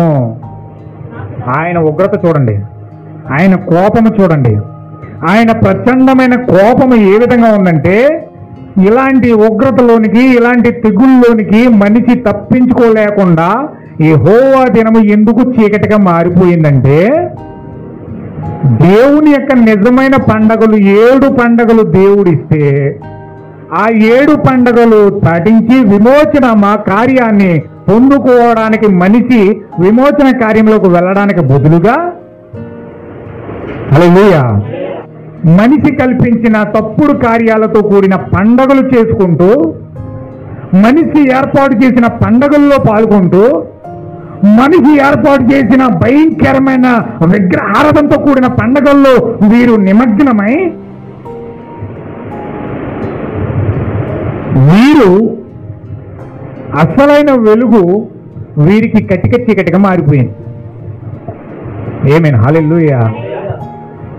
క్రిస్మసే కదండి, ఒక్కరోజే కదండి, సంవత్సరానికి ఒకసారి వస్తుంది, చేసుకుంటే ఏముందండి, కొత్త బట్టలు కొనుక్కుంటే ఏముందండి, ఆ ఇల్లు అందులో కూర్చుంటే ఏమైందండి, ఆ ఇల్లు అందులో ఏకీపిస్తే ఏమైందండి, వాళ్ళతో లేకపోతే వాళ్ళు ఏమైపోతారండి, వాళ్ళని మనం సపరేట్ చేయలేం కదండి, వాళ్ళు దేవుని బిడ్డలే కదండి, మనము దేవుని బిడ్డలమే, వాళ్ళు దేవుని బిడ్డలే, వాళ్ళు క్రైస్తవులే, మనము క్రైస్తవులమే, వాళ్ళు చేసేది పండగలే, మనము చేసేది కూడా పండగలే, వాళ్ళు పాల్గొంటే పాపం ఏంటండి, వాళ్ళు ఏకీపిస్తే తప్పు ఏంటండి అని మనము చాలా సాదా సీదాగా దేవుడి కంటే ఎక్కువ ప్రేమ మనకే ఉన్నట్లుగా మనం మాట్లాడతాం. హల్లెలూయా. మన మాటలు ఎలా ఉంటాయంటే, దేవుడే ప్రేమించలేనట్టుగా ఉన్నాడు, మనమే మనుషులను ఎక్కువ ప్రేమించేటట్లుగా మన ప్రేమలు ఉంటాయి. కానీ దేవుడు ఆ యొక్క తప్పుడు పండగలను, తప్పుడు ఆచారాలను, తప్పుడు సిద్ధాంతాలను ప్రేమించి అది పండగ రూపంలో ఆచరించి దేవుడిచ్చిన నిజమైన పండుగలను పక్కన పెట్టి విమోచన కార్యాన్ని పొందుకోవడానికి బదులుగా ఈ యొక్క ఆచార కల్పన కథలన్నీ మనము చెవికెక్కించుకొని ఆచార కల్పన కథల కూర్చి మనము శ్రద్ధ వహించడం ద్వారా దేవుడి యొక్క దినము, దేవుని యొక్క రాకడ యొక్క దినము చీకటిగా మారిపోతాం. హల్లెలూయా. చాలా కొంచెం గ్రహించాలి, కొంచెం మీరు పట్టుకోవాలి.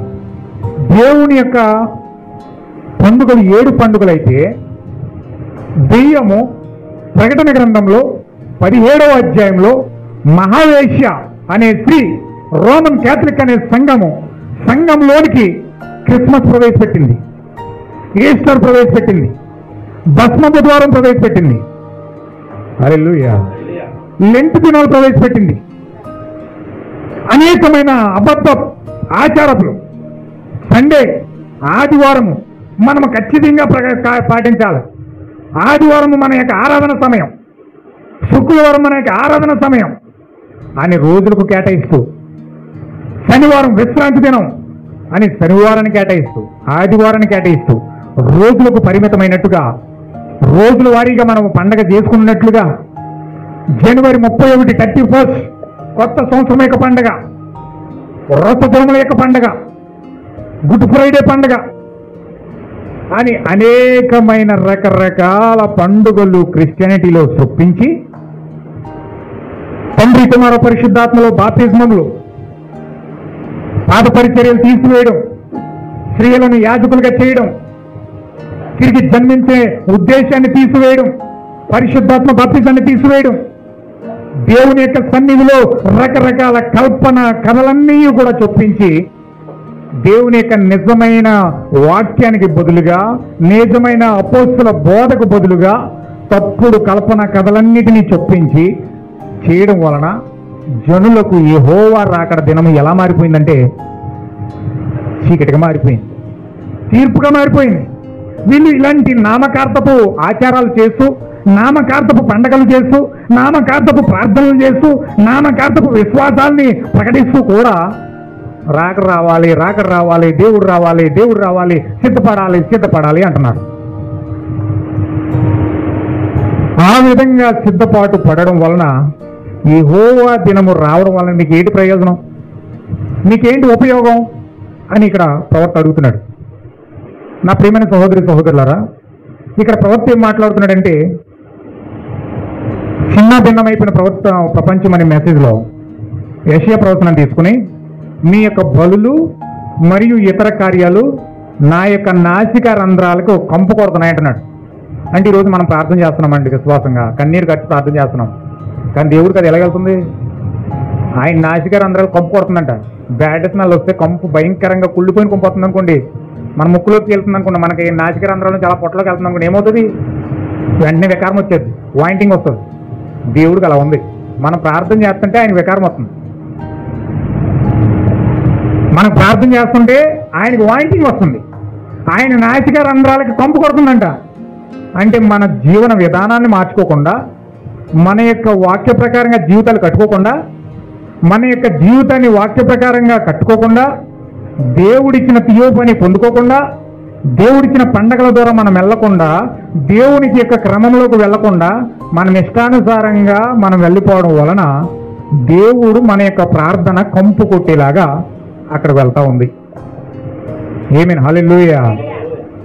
చాలా జాగ్రత్తగా మీరు గమనించాలండి, చాలా జాగ్రత్తగా మీరు పట్టుకోవాలి. ఇప్పుడు ఇక్కడ ఏం జరుగుతుందంటే, సమయం అయిపోయింది, 12:30కి నేను ముగిస్తాను. 12:30కి నేను క్లోజ్ చేయాలనుకుంటున్నాను. 12:20 అయింది, ఖచ్చితంగా ఇంకో 10 నిమిషాలు నేను క్లోజ్ చేస్తాను. కొంచెం జాగ్రత్తగా మీరు పట్టుకోండి.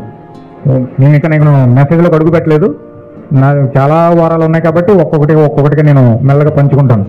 మీరు వాటిని హృదయంలో చేర్చుకొని జాగ్రత్తగా మీరు పట్టుకోవాలి, కొన్ని విషయాలను మీరు పట్టుకోవాలి.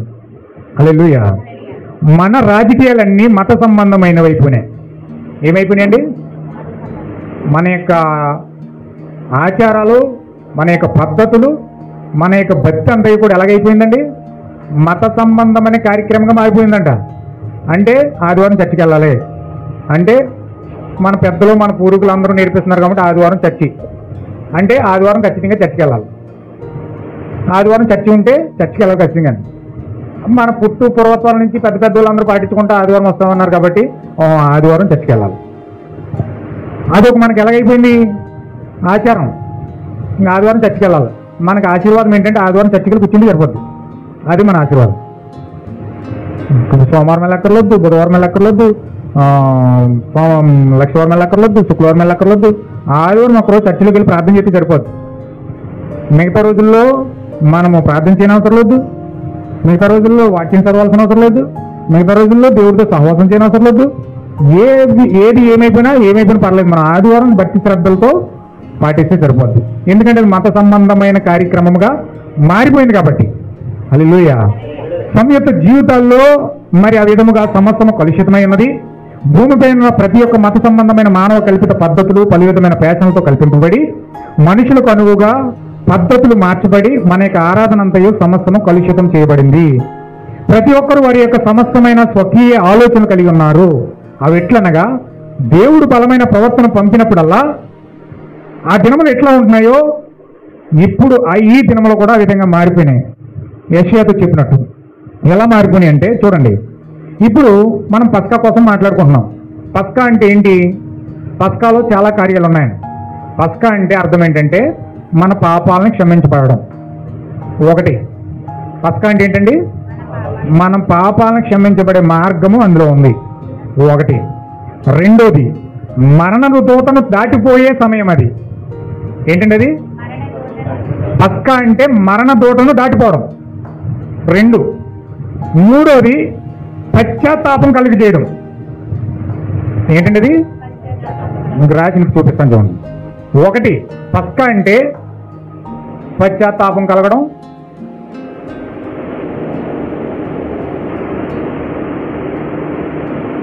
2 పాపములు క్షమించబడ్డం.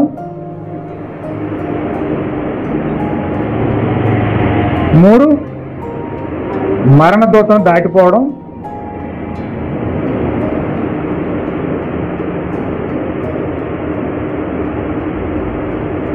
4 పస్కాలో ప్రధానమైన 3 కారణాలు. అంటే 1 పశ్చాత్తాపం, 2 పాపములు క్షమించబడ్డం, 3వది మరణ దూతం దాటిపోవడం. ఇది పస్కాలో ప్రధానమైన 3 అంశాలు. అంటే ఒక వ్యక్తి ఈ పస్కా ఎందుకు చేయాలంటే, ఈ పస్కా యొక్క ముఖ్యమైన ఉద్దేశం ఏంటంటే, ఒక యూదుడు లేకపోతే ఒక క్రైస్తవుడు ఒక గొర్రె పిల్లను కానీ, ఒక ఎద్దును కానీ, లేకపోతే ఏదైనా కానీ తీసుకొచ్చి ఫస్ట్ ఆ గొర్రె పిల్లని ఎక్కడ తీసుకెళ్తాడంటే దేవాలయం దగ్గర ఉన్న గంగాళం దగ్గరికి తీసుకెళ్ళాలి. హల్లెలూయా. ఇప్పుడు మందిరం ఉంది, మందిరంలో సొలొమోను మందిరం ఉంది.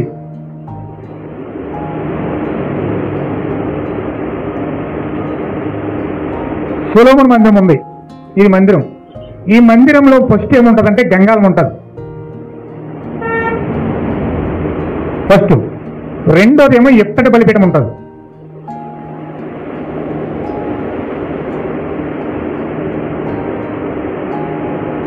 3వది ఏముంటుందంటే ఎత్తడి బలిపీఠం తర్వాత అక్కడ యాజకుడు ఉంటాడు.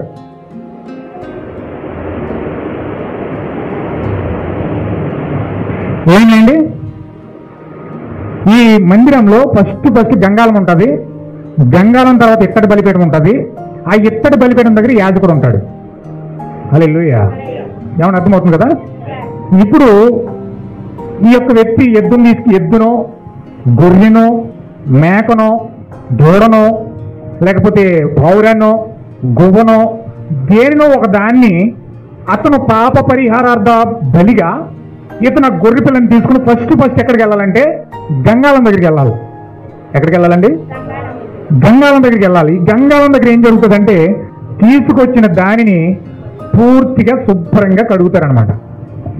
పూర్తిగా శుభ్రంగా కడుగుతారు.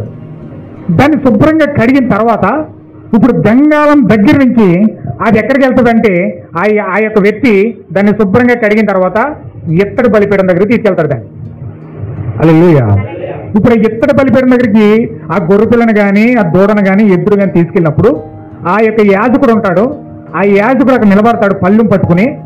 అక్కడ ఏం చేస్తాడంటే ఒక వ్యక్తి వచ్చి ఆ ఖడ్గము తీసుకొచ్చి ఆ దూడను కానీ లేకపోతే ఆ మేకను కానీ ఆ గొర్రెను కానీ ఆ యొక్క ఎత్తడి బలిపీఠం దగ్గర తీర్పు తీరుస్తాడు. ఆమేన్. హల్లెలూయా. ఆ యొక్క తీర్పు ఎప్పుడైతే తీర్చబడిందో, అది ఎప్పుడైతే శిరస్సు తీయబడిందో, అది ఎప్పుడైతే రక్తం కార్చుకుంటూ గిలగిల గిలగిల గిలగిల కొట్టుకుంటూ మరణ కేకలు వేసుకుంటూ గిలగిల గిలగిల కొట్టుకుంటుంది అది. హల్లెలూయా. ఇప్పుడు అలా కొట్టుకుంటున్నప్పుడు ఎవరైతే ఆ యొక్క గొర్రె పిల్లని తీసుకొచ్చాడో, ఎవరైతే ఆ యొక్క ఆ దూడను తీసుకొచ్చాడో, ఆ ఎద్దును తీసుకొచ్చాడో, ఆ వ్యక్తి ఆ యొక్క ఆ గొర్రె ఇలా నిలబడుతుంది కదండి. నిలబడినప్పుడు ఇలా నరుగుతాడు కదా. అది నరుగుతున్నప్పుడు ఆ పక్కన గొర్రె మీద చెయ్యేసుకుని నిలబడాలి. ఆ గొర్రె మీద చెయ్యేసుకుని నిలబడాలి. అది ఎప్పుడైతే శిరస్సు నరకబడిందో ఆ నరకబడిన వెంటనే గిలగిల గిలగిల కొట్టుకుని కింద పడిపోతుంది. అది ఆ కింద పడిపోయి రక్తం అంతా చిందేస్తుంది. ఇప్పుడు ఇతని చేతి నిండా, సట్ట నిండా, మొక్క నిండా ఆ ఒళ్ళంతయు కూడా గొర్రె పిల్ల రక్తంతో కలిసిపోతాడు. ఏమా ఎంతమందికి అర్థమవుతుందండి? ఇప్పుడు అది గిలగిల కొట్టుకుంటుంది. అది మీరు ఎప్పుడన్నా చూసారేమో. ఆ యొక్క కటిక వ్యక్తి రోజు మాంసం కూర వేసినప్పుడు గొర్రెను మేకను కోసేటప్పుడు మీరు అక్కడ ఉంటే మీకు అర్థమవుతుంది. అతను ఏం చేస్తాడంటే చెట్టు కట్టేసి పేక్ కోసేస్తాడని. ఆ పేక్ కోసినప్పుడు అది కొట్టుకుంటుందండి. చాలా భయంకరంగా ఇంచుమించి అరగంట సేపు కొట్టుకుంటుంది. దాని జీవం ఇంచుమించి అరగంట సేపు ఉంటుందండి. ఆ రోజు ఆ వేట మాసం కోసేవాడు, ఆ వేట మాసం వేసేవాడు, గొర్రె మాసం వేసేవాడు దగ్గరికి వెళ్తే ఆ గొర్రెలు కోసేవాడు దగ్గరికి వెళ్ళి చూస్తే తెలుస్తుంది మీకు. అక్కడికి వెళ్తే పేక్ కోసి సుదిలేస్తాడు ఆ చెట్టు కట్టేసి. అది గిజ గిజ గిజ గిజ గిజ గిజ గిజ కొట్టుకుంటుంది. ఆ కొట్టుకున్నప్పుడు తీసుకొచ్చిన వ్యక్తి ఆ చేతుల మీద వేసుకుంటా దాని రక్తం అంతా ఇతను ఒళ్ళంతా అయిపోతుంది. ఆ ఒళ్ళంతా అయిపోతుంది. అది కొట్టుకున్నంతసేపు కూడా దాన్ని పట్టుకుని వదలకూడదు. దాన్ని పట్టుకుని అలాగే కొట్టుకుంటే ఇతను కూడా దాని బాధతో ఈ బాధ కూడా ఏకమై దాని ఎలా కొట్టుకుంటుంది అలా కొట్టుకోవాలి ఇతను. ఎందుకు అది చచ్చిపోయింది ఏమండి? అసలు అది ఎందుకు చచ్చిపోయింది? అది దానికోసమే చచ్చిపోవట్లే. అసలు దాన్ని ఎందుకు కోసాడంటే మోషే ఒక క్రమం పెట్టాడు. నీ పాపాన్ని ప్రాయశ్చిత్తం చేయడానికి, నీ పాపాన్ని తీసివేసుకోవడానికి ఒక గొర్రె పిల్లను పాప ప్రాయశ్చిత్తార్థ బలిగా గొర్రె పిల్లను తీసుకెళ్లి యాజకుడికి ఇవ్వాలి అనే రూల్ మోస పెట్టాడు. ఎందుకంటే గొర్రె పిల్ల ఎందుకు వచ్చిందంటే ఇతను సంవత్సరం అంతా అబద్ధాలు ఆడేశాడు, సంవత్సరం అంతా వాక్యానికి వ్యతిరేకంగా జీవించేశాడు, సంవత్సరం అంతా దొంగతనాలతో బతికేశాడు, సంవత్సరం అంతా రకరకాల కార్యాలతో భయంకరంగా బ్రతికాడు ఇతను. హల్లెలూయా. అర్థమవుతుందండి? దేవుడు బైబిల్లో ఒకటి చెప్తే ఇతను ఒకటి చేస్తున్నాడు, బైబిల్లో ఒకటి చెప్తే ఇతను ఒకటి కార్యం చేస్తున్నాడు. దేవుడు ఒక ఆజ్ఞ చేస్తే ఇతను ఒక ఆజ్ఞ నెరవేరుస్తున్నాడు. బైబిల్లో ఒకటి ఉంటే ఇతను ఒకటి ఇంకోటి చేస్తున్నాడు. అలాగా రకరకాల వంకర కార్యాలని తీసుకుంటూ పోయాడు వ్యక్తి. ఇప్పుడు వంకర కార్యాలన్నిటికీ, పాపాలన్నిటికీ ప్రాయశ్చిత్తం కావాలి, దేవుడి దగ్గర క్షమాపణ కావాలి. అవును కదండి? దేవుడి దగ్గర క్షమాపణ కావాలంటే ఇతను పాప ప్రాయశ్చిత్తార్థ బలిగా గొర్రె పిల్లని తీసుకెళ్ళాలి. పాపం అన్యం పుణ్యం తెలియని గొర్రె పిల్లని తీసుకెళ్ళాడు వ్యక్తి. ఆ గొర్రె పిల్ల ఏ పాపం చేయలేదండి. ఆ గొర్రె పిల్ల ఏ పాపం చేయలేదు. ఇతను చేసిన అబద్ధాల కోసం, ఇతను చేసిన పాపాల కోసం, ఇతను చేసిన శాపాల కోసం ఆ గొర్రె పిల్లని తీసుకెళ్ళాడు. ఇప్పుడు ఆ కటిక వ్యక్తి వచ్చి ఏం చేశాడంటే గొర్రె పిల్లని నరికేశాడు. ఆ తీర్పు తెచ్చి మరణంతో వచ్చి ఏం చేసిందంటే ఆ గొర్రె పిల్లని నరికేశాడు. ఇప్పుడు నరికిన తర్వాత గొర్రె పిల్ల గిల్ల కొట్టుకుంటుంది. ఎందుకు కొట్టుకుంటుందంటే ఇతని కోసం కొట్టుకుంటుంది. అది ఇతని కోసం బలైపోతుంది. అది అందుచేత దాని మీద చెయ్యేసి అది ఎలాగైతే ఏడుస్తుందో, అది ఎలాగైతే అరుస్తుందో, అది ఎలాగైతే బాధపడుతుందో ఆ బాధ అంతయు కూడా ఇతను పడాలి. అప్పుడు ఆ బాధతో ఇతని బాధ ఏకమైనప్పుడు దేవుడు, ఆ బాధ ఈ బాధ ఏకమైనప్పుడు దేవుడు ఆ యొక్క బలిని స్వీకరిస్తాడు. హల్లెలూయా. ఫస్ట్ రోజు బాగానే చేశారంట, ఫస్ట్ సంవత్సరం బాగానే చేశారంటండి. ఆ గొర్రెపిల్లని తీసుకెళ్లారు. మోసే ఆ పెట్టిన ప్రకారం చక్కగా గొర్రెపిల్లని కోస్తే దాని మీద చెయ్యేసి అది ఎలా కొట్టుకుంటాం కొట్టుకుని ఏడ్చి రోధించి ఆ బాధ నా బాధే, ఆ బాధ నా బాధే, నా కోసమే చచ్చిపోయింది ఆ గొర్రెపిల్లని చాలా బాగా ఏడ్చారంట. రెండో సంవత్సరం వచ్చిందంట. ఆ గొర్రెల కోతంటే దాని మీద చెయ్యేసాడు, కానీ అది బేరమంటే బలి ఏడుతుంది. ఇది నా బాధ అంతా బలి తీసేస్తుంది, ఇది నా బాధ అంతా తీసేస్తుంది, బలి తీసేస్తుంది అనుకున్నాడని తప్ప ఆ బాధ ఏమాత్రం కూడా కొంచెం కూడా కనీసం చిన్న దాన్ని కూడా స్పృహించడం కూడా వ్యత్యాసపడలేదట. అది ఆ విధంగా అలాగ కొన్నాళ్ళకి ఏమైందంటే ఆచారబత్తి అయిపోయిందంట. గొర్రెపిల్లని తేవడం, యాజకుడికి ఇచ్చేయడం, గొర్రెపిల్లని తేవడం, యాజకుడు మొఖాన్ని ఆడేయడం, కోసుకుంటే కోసుగా అన్నట్టుగా అయిపోయిందంట. దేవుని నాకు మహిమ కలుగును గాక. ఇప్పుడు ప్రజలు యాజకుడు ఎవరో? పాస్టర్ యాజకుడు. దక్షిణ భాగమా పట్టుకో, చేత్తో ఓ ప్రార్థన చేసి వెళ్ళిపో. భీమా ఇగో కేజీ వెళ్ళిపో. హల్లెలూయా. మా కోసం ప్రార్థన చేస్తున్నావా? చేసి నీకు ఇవ్వాల్సిన ఇచ్చేస్తున్నాం, తీసుకెళ్ళిపో. అంటే యాజకుడు పని ఎలాగైపోయిందంటే కడకి ఆ గొర్రెపిల్ల పట్టుకొచ్చి అలాగే పడేస్తున్నారు. ఆ గొర్రెపిల్లని తీసుకుని నరుక్కుని ప్రాసెస్ అంతా పాస్ చేసుకోవాలి. ఆ గొర్రెపిల్లని కోసుకునేది అతనే, రక్తం పట్టుకునేది అతనే, పట్టుకెళ్ళి కరుణపీఠం దగ్గర ప్రోక్షించేది అతనే, ఆ పట్టుకొచ్చి చిలకరించేది అతనే. ఇతను ఏం చేస్తాడంటే చక్కగా ఎంజాయ్గా కాలు మీద కాలు వేసుకుని ఆహా ఏ పశ్చాత్తాపం లేదు, అందులో ఏ పాప క్షమాపణ లేదు, అందులో ఏ మరణదూతను దాటిపోవడం లేదు. ఇంకా అతను ఇష్టం వచ్చినట్టు ఏ కాలు మీద కాలు వేసుకుని దేవుడు వచ్చి కాలు పట్టుకోవాలి తప్ప నేను వెళ్ళి దేవుడు కాలు పట్టుకోవడం ఏంటి అన్న స్థితిలోనికి ప్రజలు వచ్చేసాడు. హల్లెలూయా. ఇప్పుడు దేవుడు వచ్చి కాళ్ళు ఎట్టుకుని బతిమాలుతున్నాడు. ఏమని? అయ్యా చర్చికి రండి అయ్యా, అయ్యా చర్చికి రండి అయ్యా, అయ్యా ప్రార్థన చేయండి అయ్యా, అయ్యా ఆత్మ పొందుకోండి అయ్యా, అయ్యా జీవం పొందుకోండి అయ్యా, అయ్యా అది చేయండి అయ్యా, అయ్యా ఇలా చేయండి అయ్యా, ఉపవాసం చేయండి అయ్యా, ఉపవాస ప్రార్థన చేయండి అయ్యా, ఆ యొక్క కుటుంబ ప్రార్థన చేయండి అయ్యా, అలా చేయండి అయ్యా, ఇలా చేయండి అయ్యా. పాస్టర్ బతిమాలు కూడా వస్తుంది. ఎలాగైపోయింది ప్రపంచం, ప్రజలు ఎలాగైపోయారు చూడండి. ఆ రోజు మోసే ఎక్కిన చట్టం కడకి ఎలా మారిపోయిందంటే ప్రజలు ఇళ్ళ దగ్గర ఎంజాయ్ చేస్తారు, అన్ని పనులు పాస్టర్ చేసుకోవాలని దేవాలయంలో. కడక అలా చేసేసారు. అలా అయిపోయింది కడకి. అన్ని పనులు పాస్టర్ చేసుకోవాలి. దూపం వేసేది అతనే, బళ్ళు అర్పించుకునేది అతనే, లేకపోతే రక్తం పోషించేది అతనే, అన్ని పనులు ఇంకా ఆ యొక్క బ్రతిమాలుకునేది అతనే. అయ్యా ప్రభువా, వాళ్ళు ఏం చేస్తున్నారు వాళ్ళకి తెలియదు ప్రభువా, దయచేసి వాళ్ళని క్షమించు ప్రభువా. వాళ్ళు పశ్చాత్తాపం పొందుకోలేకపోతున్నారు, వాళ్ళ పాపక్షమాపణ పొందుకోలేకపోతున్నారు, వారి జీవాన్ని పొందుకోలేకపోతున్నారు. దయచేసి వారు ఏం చేస్తున్నారో వారికి తెలియట్లేదు ప్రభువా, దయచేసి వాళ్ళని క్షమించు, దయచేసి వాళ్ళని క్షమించు. ఇంకా చచ్చిపోయే వరకు యాజకుడు చేసే పని ఇదే. క్షమించమని బతిమాలుకోవడం. ఎందుకంటే ప్రజలకి క్షమించమని బతిమాలుకునే ఓపిక లేదు, పాప క్షమాపణ పొందుకోవడానికి ఓపిక లేదు, మరణ దూతను దాటిపోవడానికి వారికి శక్తి లేదు. హల్లెలూయా. మనం చర్చికి వెళ్ళాలా? ఎల్లో గంటే కదా కూర్చుని వచ్చేద్దాం, ఒక అరగంటే కదా కూర్చుని వచ్చేద్దాం, ప్రార్థనే కదా చేసి వచ్చేద్దాం, కానికే కదా ఇచ్చేద్దాం. హల్లెలూయా. మళ్ళీ తర్వాత కానికిచ్చిన తర్వాత మళ్ళీ వాళ్ళు చెప్పినట్టు చేయలేదు అనుకోండి, మళ్ళీ అదో గొడవ. కానికిచ్చిన తర్వాత నేను కానికిచ్చాను వీడు చేయలేదే, మళ్ళీ దానికి సమాధానం చెప్పుకోవాలి. ఏడిచేది అతనే, రోధించేది అతనే, బాధపడేది అతనే, అన్ని సమస్తము కూడా భాషలో చేసుకోవాలి. హల్లెలూయా. దేవుని నామమునకు మహిమ కలుగును గాక. ఎంతమంది అర్థమవుతుంది నా మాట అండి?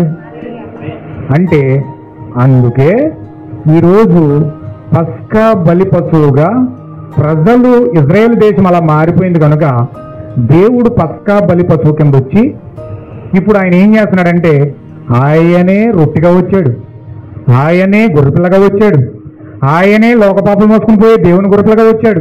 ఇప్పుడు ఆయనే మధ్యవర్తిగా వచ్చాడు, ఆయనే ఉత్తరవాదిగా వచ్చాడు, ఆయనే న్యాయాధిపతిగా వచ్చాడు, ఆయనే యజమానుడిగా వచ్చాడు, ఆయనే ఆలోచనకర్తగా వచ్చాడు, ఆయనే కుమారుడిగా వచ్చాడు.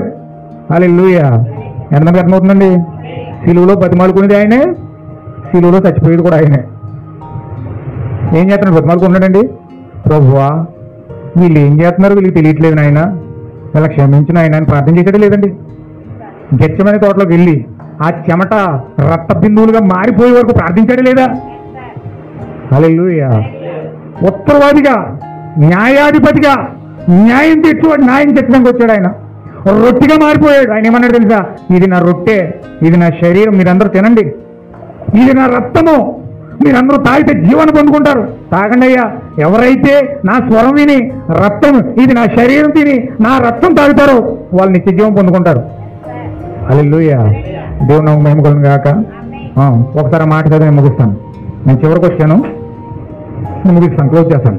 నేను వచ్చే వారం కంటిన్యూ చేస్తాను దీన్ని. యోహాను సువార్త 3వ అధ్యాయము 31వ వచనం చూడండి. పైనుండి వచ్చేవాడు, అందరికీ పైన ఉన్నవాడు, భూమి నుండి వచ్చేవాడు, భూ సంబంధి అయినవాడు మాట్లాడును. పరలోకం నుండి వచ్చేవాడు, అందరికీ పైనుండి తాను కన్న వాటిని గురించి విన్న వాటిని గురించి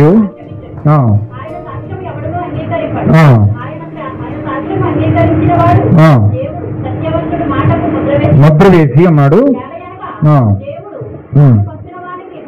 కొలత లేకుండా ఆత్మను అనుగ్రహించిన కనుక మాటలే పలుకును. తండ్రి కుమారుని ప్రేమించుచున్నాడు కనుక ఆయన చేతికి సర్వస్వమును సమస్తమును అప్పగించి ఉన్నాడు. కుమారుని యందు విశ్వసించిన వాడే ఏమంటాడండి అక్కడ?